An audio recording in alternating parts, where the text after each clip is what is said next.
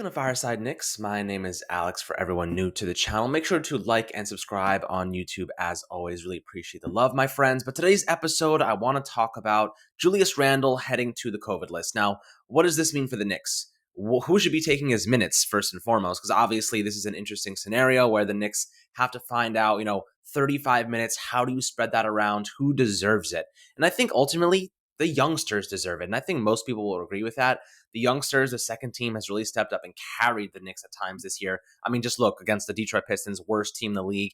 Every single starter struggled, had a negative plus slash minus, and Julius Randle struggled. 5 points, he had 10 rebounds, couple assists, but it did not make up for his lack of point production, scoring production.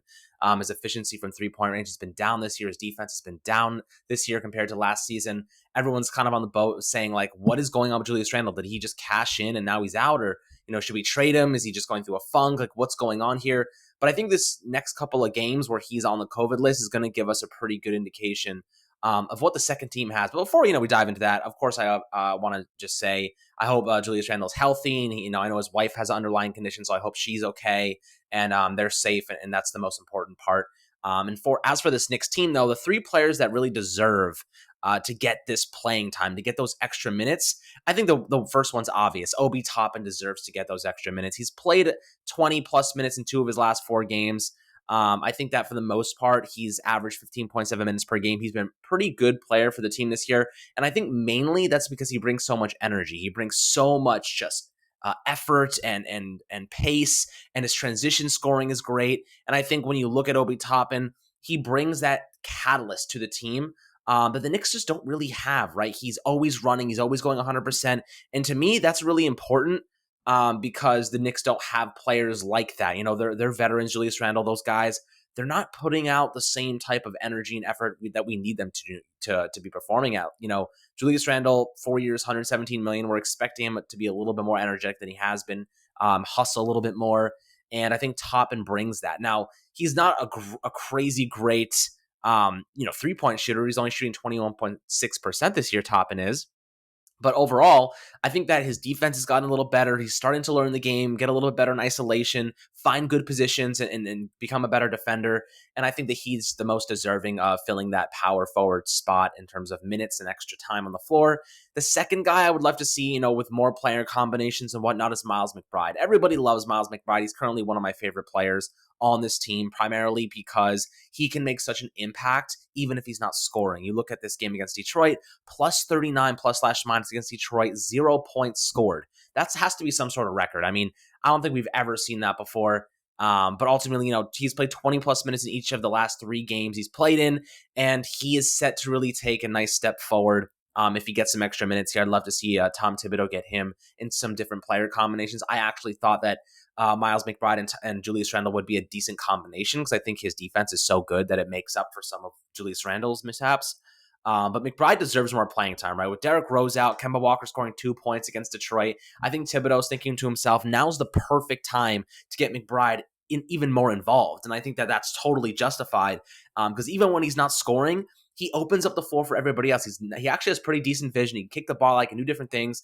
But I think for the most part, I really like what I've seen from McBride early on in his career as a Knick and as a rookie. He's shown a lot of really good kind of prowess in just moving the ball quickly, energetic. He does a lot of different things. And the Knicks have really put together some interesting player combinations. I've seen Taj Gibson perform pretty well with Miles McBride on the floor. I think that veteran presence for him is really nice. And I think Miles McBride is good when he has compliments to him. No one that's trying to ball hog.